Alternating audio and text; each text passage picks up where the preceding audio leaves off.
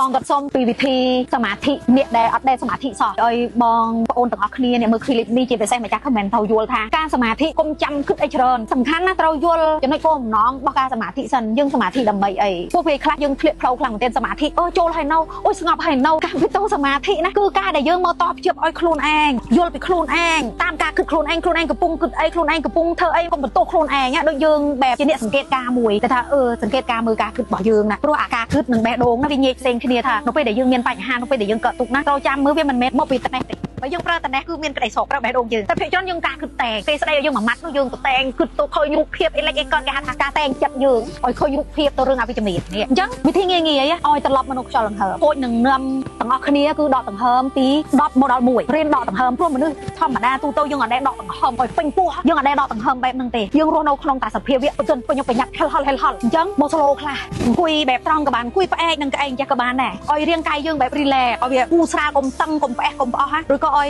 ទាំងអស់គ្នាដកដង្ហើមស្រូបមកស្រូបឲ្យមកទំហឹងណាស្រូបខ្យល់ឲ្យពេញពោះនេះវាស់នឹងចិត្តយើងថានេះស្រូបប៉ងពោះប៉ងចិត្តយើងអត់ពេលយើងដកចូលឲ្យប៉ងវាខុសពីការហាត់ប្រាណយូហ្គាណាហាត់ប្រាណយូហ្គាយើងស្រូបចូលឲ្យវាផតែនេះឲ្យវាប៉ងឲ្យប៉ងពោះរួចហើយពេលដែលយើងប្រឡែងគឺប្រឡែងចេញយឺតថតពោះវិញថតដល់ឆ្អឹងជនីយឺតពេលស្រូបចេញឲ្យយើងប៉ងពោះដឺតចេញក៏ឲ្យផដល់ឆ្អឹងជនីសម័យឃើញបែបហ្នឹងណាអញ្ចឹងក៏តោះពេលដកដង្ហើមចេញយើងរើប10 9 8 7 6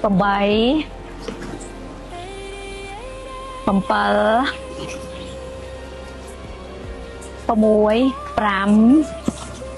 4 3 2